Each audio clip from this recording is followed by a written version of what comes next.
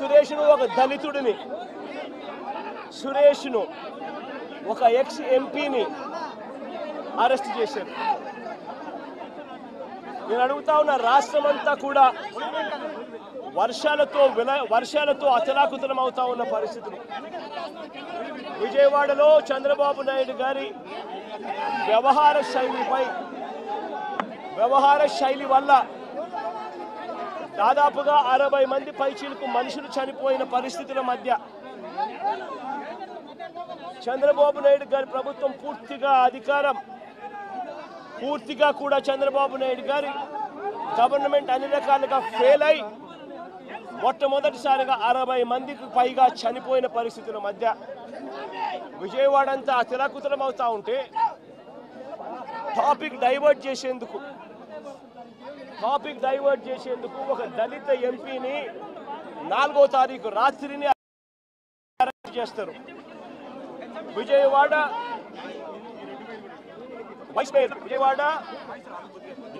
Deputy మేయర్ను arrest చేస్తారు. కేవలం deputy mayor భర్తను అరెస్ట్ చేస్తారు. అది 4వ తారీఖు రాత్రి. ఎందుకంటే ఇక్కడ చంద్రబాబు నాయుడు గారు పూర్తిగా ఫెయిల్ అయిపోయిన పరిస్థితుల్లో, 60 మంది చనిపోయిన పరిస్థితుల్లో చంద్రబాబు నాయుడు గారి గవర్నెన్స్ ఫెయిలియర్ను దారి మళ్లించేందుకు, డైవర్ట్ చేసేందుకు అరెస్ట్ చేస్తారు. అసలు ఈ కేసుకు సంబంధించి పూర్వాపరాలు చూస్తే ఈ కేసుకు సంబంధించి 3 సంవత్సరాల పైచిలకు 3-4 సంవత్సరాల కిందట జరిగిన ఈ కార్యక్రమం, ఈ ఘటన 2021 అంటే దాదాపుగా 4-5 సంవత్సరాల కిందట జరిగిన ఘటన. దాదాపుగా 4 సంవత్సరాల కిందట జరిగిన ఘటనలో ఈరోజు టాపిక్ డైవర్ట్ చేసేందుకు 4వ తారీఖు రాత్రిన సురేష్ను, దళిత ఎంపీని, విజయవాడ డిప్యూటీ మేయర్ భర్తను అరెస్ట్ చేస్తారు. నేను అడుగుతా ఉన్నా, సూటిగా నేను ఒక ప్రశ్న అడుగుతా ఉన్నా. ఆ రోజు ఏం జరిగింది? తెలుగుదేశం పార్టీకి సంబంధించిన అఫీషియల్ స్పోక్స్ పర్సన్ పట్టాభి అనే వ్యక్తి ఆ రోజు సిట్టింగ్ ముఖ్యమంత్రిగా ఉన్న అప్పట్లో సిట్టింగ్ ముఖ్యమంత్రిగా ఉన్న వ్యక్తిని బోసుడీకే అని తిట్టాడు. బోసుడీకే అంటే ఏమిటో తెలుసా? తెలుగుదేశం పార్టీ కార్యాలయంలో తెలుగుదేశం పార్టీ అధికార ప్రతినిధి ముఖ్యమంత్రిని ఆ రోజు అన్న మాట లంజా కొడక అని.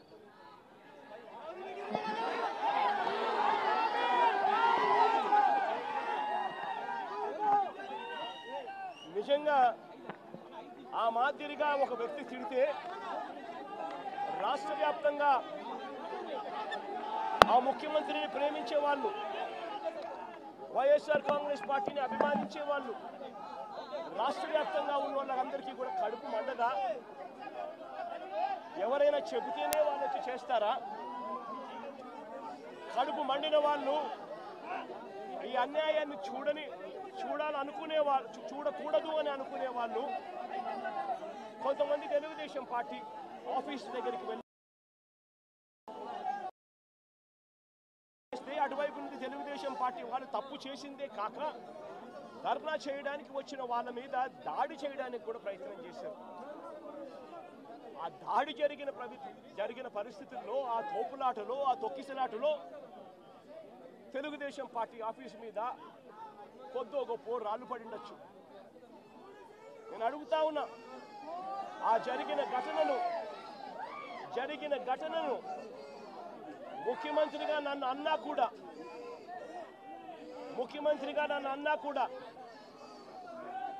నేను చంద్రబాబు నాయుడు గారి మీద కక్ష సాధింపు చర్యతో వ్యవహరించాల. రాళ్ళు పడినాయి అని చెప్పి ఎప్పుడైతే తెలిసిందో వెంటనే అటువంటి ఆ ఘటనకు పోయిన వాళ్ళందరినీ కూడా ఎవరెవరు పోయారు అని చెప్పి ఆధారాలు చూసి, అక్కడున్న సీసీ కెమెరాలో, అక్కడున్న ఒక్కొక్క సెల్ ఫోన్ లొకేషన్స్, ఇవన్నీ ఆధారాల మేరకు చూసుకొని ఎవరెవరైతే పోయారో వాళ్ళందరినీ కూడా 41A ఇచ్చి వాళ్ళందరినీ కూడా అరెస్ట్ చూపించి కోర్టులో ప్రొడ్యూస్ చేయడం కూడా జరిగింది. ఎందుకనంటే 7 ఏళ్ల లోపు ఉన్న కేసు ఇది. శిక్షా కాల పరిమితి 7 ఏళ్ల లోపు ఉన్న శిక్షా కాల పరిమితి ఉన్న కేసు ఇది. కాబట్టి దీంట్లో అరెస్ట్ చేయడం అన్నది it does not serve the purpose. కాబట్టి 41A ఇచ్చి కోర్టుకు హాజరుపరచడం కూడా జరిగింది. మన ఇంత నిబద్ధతతో ఆ రోజు మేము అడుగులు వేశాం. ఇంత నిబద్ధతతో ఆ రోజు నిబద్ధతతో అడుగులు వేసి వాళ్ళందరినీ కూడా హాజరుపరిచి 41A కింద వాళ్ళందరికీ కూడా నోటీసులు ఇచ్చి వాళ్ళందరినీ కూడా కోర్టు ప్రొడ్యూస్ చేశారు. నేను అడుగుతా ఉన్నా, ఈరోజు సురేష్ కానీ లేకపోతే వీళ్ళు అరెస్ట్ చేసిన డిప్యూటీ మేయర్ హస్బెండ్ కానీ వీళ్ళల్లో ఏ ఒక్కరైనా కూడా ఆ రోజు కనీసం లొకేషన్లో ఉన్నారా? వీళ్ళ సెల్ ఫోన్లు ఎక్కడున్నాయో ట్యాగ్ చేస్తే తెలీదా? తెలుగుదేశం పార్టీ ఆఫీసులో సీసీ కెమెరాలు ఉండవా?